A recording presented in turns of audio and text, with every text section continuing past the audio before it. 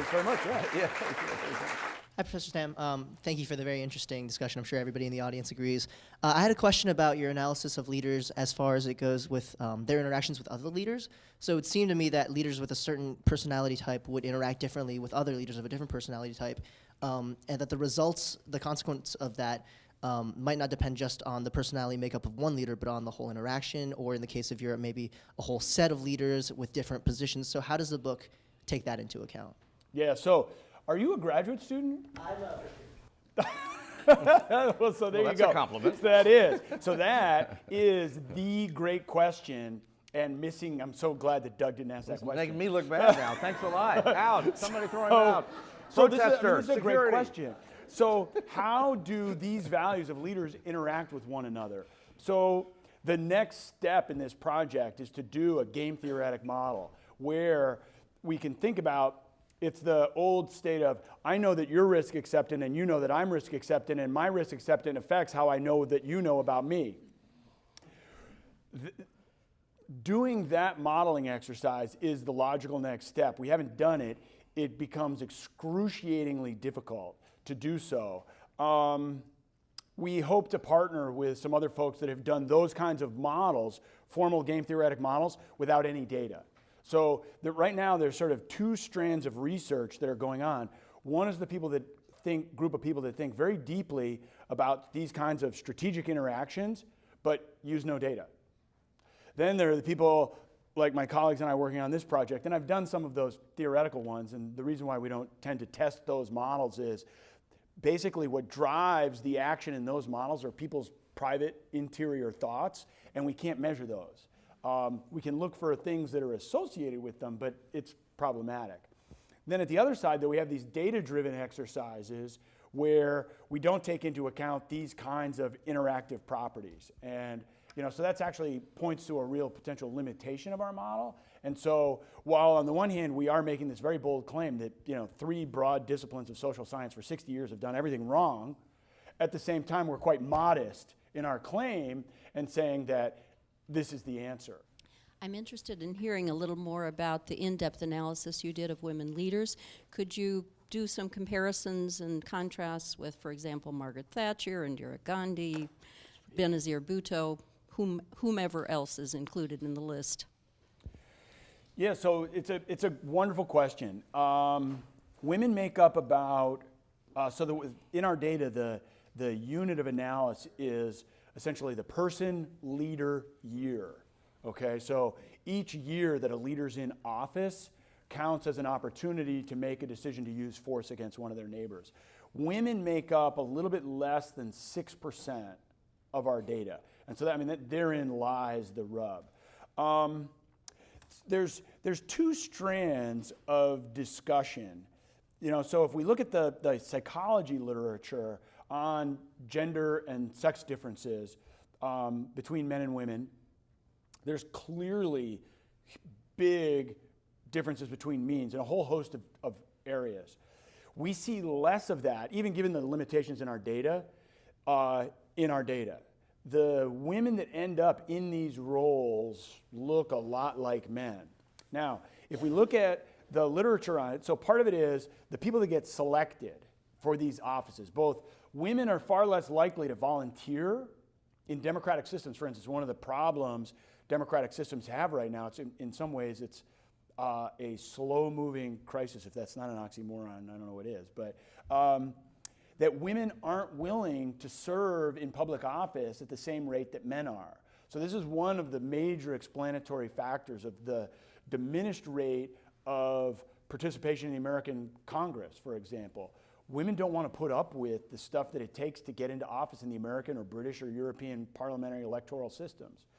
The women that do go through that, their risk profiles look a lot like men. They're also subconscious, they're self-conscious of that. So we have pretty good archival records of Benazir Bhutto, Indira Gandhi, Margaret Thatcher, Prime Minister Kim in Canada, where they're very conscious of this, that they don't they don't want to be perceived as weak because they believe that's the stereotype about women. And so interestingly, and this gets to the strategic interaction question within their administration, because their advisors then are having this question of saying, well, we think the outside world's going to think that you're weak, but we actually know that you're not weak because you wouldn't be sitting here if you were. But so we don't want to do something that's too bold. And so you end up in this very complicated cycle of beliefs. The women that end, like I said, the biggest distinction though is many of these women, they're older, as all the male leaders are as well. In the United States, we have this constitutional prohibition. You have to be 35 and over, for example. That's routine, with good reason. We don't want 20-year-olds running countries. The women are typically past child-rearing age. They have children. They've raised children. Kim is an exception in Canada. She does not have children, but all the others do. And if you look at their letters, if you look at the records of the internal discussions, the women that end up in office talk about children. Men don't. When Golda Meir is talking about the decision to use force, she talks about Israeli young soldiers as some mother's child. Men never talk about soldiers that way, unless they've been coached to. Where would Catherine the Great fit into that? We don't have the data on her. It's interesting. Easy escape. Yeah, it's the easy answer out. So one of the things from a broader historical perspective that's really interesting. So people say, why did you start in 1870? Two reasons. One, data, and the other is after the American Civil War. So there's been a shift in the nature of warfare. There's been a shift in the nature of politics. There's been a shift in the nature of constitutional monarchies.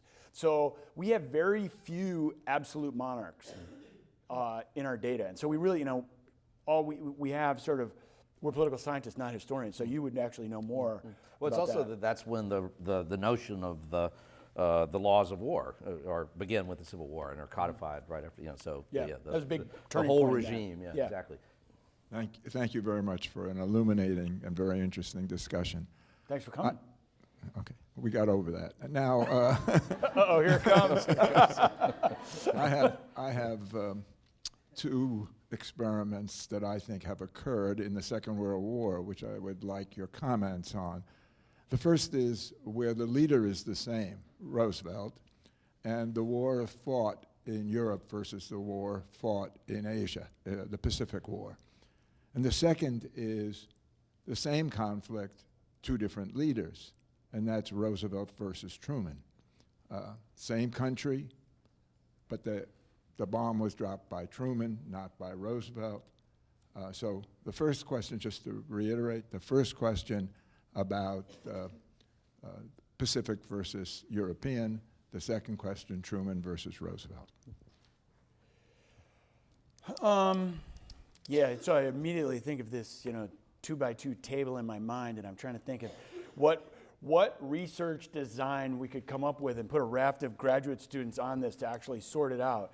So that the short answer is great question. I'm not going to have a great answer. The good news is you didn't ask for an answer; you asked for a comment.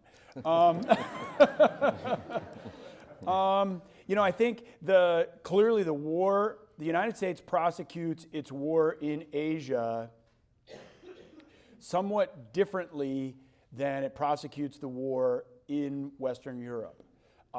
Particularly, I would say not so much at the strategic level. At the strategic level, there's differences because in Europe, the United States has a great strategic partner, ally in the Soviet Union, and Roosevelt is able to make the trade-off of American lives and material there. So that the United States says to the Soviets, look, we understand this is going to be extraordinarily costly for you in human life. We will not pay the cost in that way. We will do so with the arsenal of victory mechanically, tanks, planes, guns. Partly, I think this reflects the difference in who the United States is fighting in Western Europe. That the American sense of individual and collective identity comes out of the Western European Enlightenment.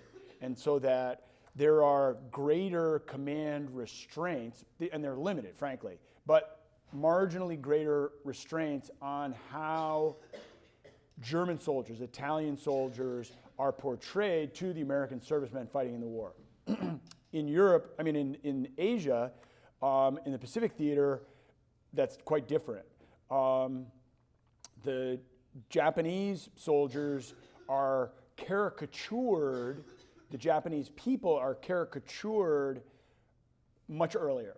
The United States is willing to implement strategic bombing, basically Curtis LeMay's campaign in Japan relies on this. And I think, so part of it is, I don't know well enough the role that Roosevelt plays in sort of the tactical nuanced decisions about how we wage, the actual mechanical means by which we wage the war. So Roosevelt, we do know, backs the Manhattan Project. He gives it the green light, provides the resources. At the same time, however, in both the Pacific and European theaters, he's pretty deferential to his military leaders, to Marshall, to Eisenhower, to LeMay, and others like that. So I think that, this is an example where same leader, the differences in national mythos, culture, and attitudes about the other probably play a greater explanatory role. Roosevelt versus Truman, is a really interesting question because they come from wildly different personal backgrounds, wildly different ways that they interact with their staffs, and their use of rhetoric. In the end, however, as they say, the kinds of decisions they make are pretty similar. We don't know. The counterfactual is, what would Roosevelt have done with the nuclear weapons? I don't know of any good counterfactual analysis that says that we would be able to pin that exclusively on Truman. The best, most recent research on this actually suggests that the more powerful motivator there was military bureaucratic explanations rather than Truman clearly made the personal decision that gave the green light to go ahead. I don't want you to misinterpret that. But that the push and the drive and the types of data that Truman was presented with were clearly to support a particular both military bureaucratic decision within Groves's Manhattan Project, but also within the Air Force, who were in the at the time, the Army Air Corps, which was anticipating the 1947 Key West negotiations over the establishment of the Air Force as a strategic arm. The Air Corps wanted to demonstrate that they could win that war on their own, that they didn't need the Army to do it. And so that there were very, very powerful bureaucratic considerations driving that. Truman, it seems fairly clear, was not aware or had, if he was, discounted that part of the explanations. With these, with the 25 sociopaths that are kind of outside this You've come back to this a couple of times. I assume so. Hitler's there, and Stalin are both. Stalin is one of them as well, right? Yeah. Tujman is one. But so how many times among those 25? How often are two of them in the same theater as Stalin and Hitler? Are there any others? Because, and the reason I ask, that's a good question. You're the first person to ask that question. Because you could look at that.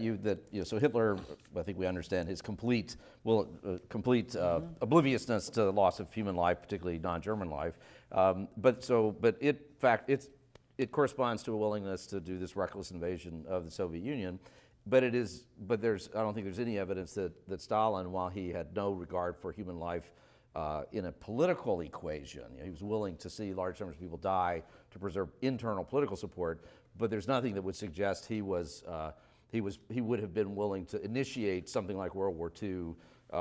He wouldn't have attacked the Germans to have this expansion of power with the scale of life. Maybe there would have been. I think that it would be difficult to make that argument. But his oblivious, partly because he was doing it internally. Well, perhaps so. But the sociopathic behavior of one sociopath then sets in motion a sequence of events that look very sociopathic, or at least very tolerant of death on the Stalin is willing to sustain losses that seem unimaginable and unreasonable, but it's in response to the sociopathic behavior of the Soviet guy. I would push back hard on that one and argue that Stalin was simply more, he had effectively, he had built an empire, there was a land empire, and that the boundaries, by the time World War II comes around, the boundaries of that Soviet empire are sufficient for what he needs to do. He's an unchallenged sociopath, basically. Well, from what we know now, for example, there had been a brutal war with Ukraine in the 1930s. Right, but there had not been the world didn't step in to stop him in the way that the world stepped in to stop Hitler. No, that's right. So Stalin uses extraordinary violence in assembling the Soviet empire and his colleagues. I mean, he's not alone in this. So people like Bukharin and Trotsky who say, look, you're going too far, he has them killed. Yeah. He has them eliminated, removed. But so then the other irony is that were it not for the sociopath running the Soviet Union and his willingness to fight the kind of war that was fought in the East, then very likely the non-sociopaths in the West wouldn't have prevailed in World War II. We probably would have ended up. I think the understanding of that the war was really won between the Soviet Union and the Germans, and that we were important, but certainly secondary. I think that's a fairly wide. You don't share that view. I'm saying that's a fairly widely held view, but obviously not by you. Well, it's counterfactual history. The reason why people like to do it because it's fun, and it's intriguing, and it doesn't have a right or wrong answer. So it's not like a math equation. I don't know. It's a tough one. Clearly, absent the Soviet Union, the war lasts a lot longer. The Soviets aren't essential in the campaign in North Africa, so that essentially the British and the Americans would have been able to. I mean, the Italians are very weak, so we drive them out. Then we probably are still able to drive the Germans out. I don't think there's any question, however, the war would last a lot longer. The tricky part of this counterfactual is the arrival of nuclear weapons. So say the war had lasted undeterminate amount into the future. Over the next, by the fall of 1945, we have to take a break in terms of producing fissile material because the Hanford reactor has been damaged trying to crank up. But we had pursued all enrichment at the time, all known theoretical enrichment paths. So by 46, we have somewhere between 20 and 30, the fissile material for 20 to 30 warheads. And so that plays out a counterfactual future that, clearly Truman's not restrained. So I don't know. That's a tough one. We could go on Yeah, and we'll on. go on. But the Panzer divisions would have been ready in Normandy. Yeah, the Americans right, would have been thrown back. Or another question. Here we go. Yes, hi. Absolutely fascinating, and I had picked up little bits of this before. And so important, I would hope you would agree as to how we choose leaders of the future and what we know about them. But on the women's question, all of the previous, up through Hillary Clinton, the major leaders, world female leaders, from an early age were mentored by men. There were no women mentors. It's different now. In the past 30 years, with the growth of women's activities and with the internal support of women helping each other and assisting each other, how do you see that changing? Wow. Another great and first question. So I've been talking about this project for 8 years. I think I've presented this to maybe 40 or 50 different political science and psychology departments. That's the first time anybody has asked that question. That's an awesome question. Round of applause to the most in our audience.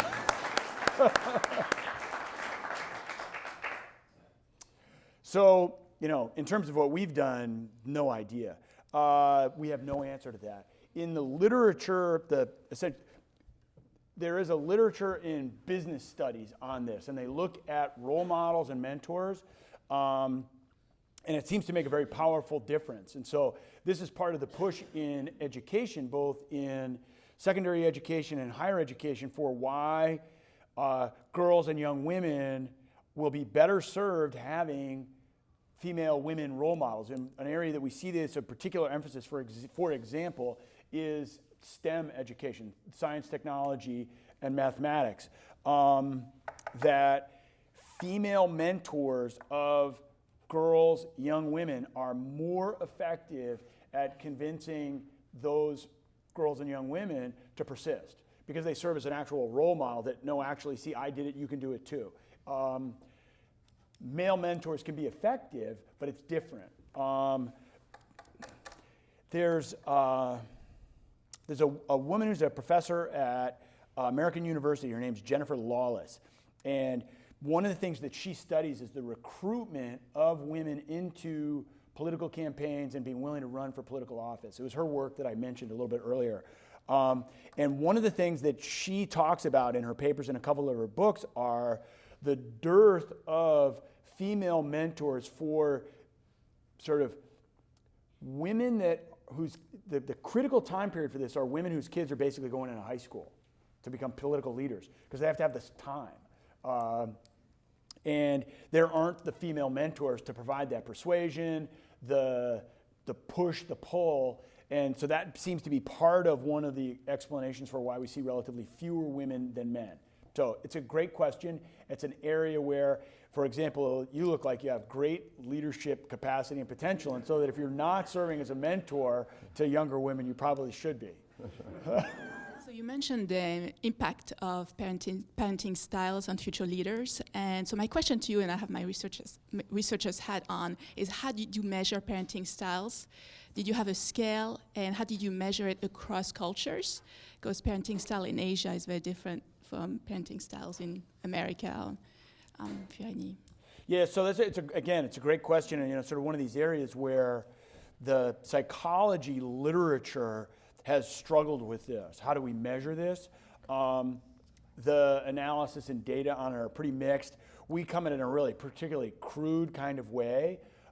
Single parent households, no parent households, do your parents send you to boarding school, a handful of things like that.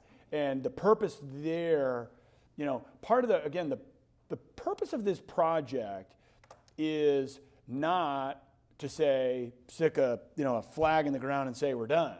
The purpose of this was to say, hey, all of you folks out there that think you understand leadership, state decision making, you don't. And we're going to use, admittedly, very crude measures, and we're going to use your data, we're going to use your measures and show you that you're wrong. What impact would you like your research to have on future heads of state when they are in positions to determine when to go to war? That's a great question. So right now, intelligence agencies in most of the wealthier countries anyways, they have staffs that do detailed psycho and social analyses of other leaders. So President Obama, for example, has a brief on a psychological profile of essentially any leader that he would directly or indirectly interact with.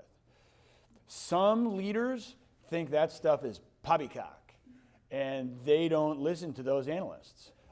Many political leaders, both at the chief executive level or the people that are the gatekeepers, the chiefs of staff, are really dismissive of this kind of work, partly because many of these people either were taught by or were trained as social scientists, and they come up with the same baggage that we're railing against here. The leaders should pay attention to those folks. They should pay attention to those profiles of other leaders. Those profiles are, if we could get access to those data, the United States government has been compiling those types of profiles of foreign executives for decades. They're incredibly highly classified. But it's great data because they've been put together by teams of people, 20, 30 analysts doing the profile of a single leader at a time. That's the kind of work that people should pay attention to. My question is, this is a simple, it's about a leadership. A setup question. Kim Jong-il, is he risk adverse or risk, the other question? Who again? Kim Jong-il. Kim Jong. North Korea, yep. Kim Jong-un. Un, not ill, right. Highly risk acceptant. highly. So when he says, I'm thinking about using nuclear weapons against South Korea, it would not. See, now here's the problem. He's crazy like a fox, though. So he knows that we know that he's crazy, okay? And so he will use that strategically. I think we have to call it right there. There you go. Thank you very much.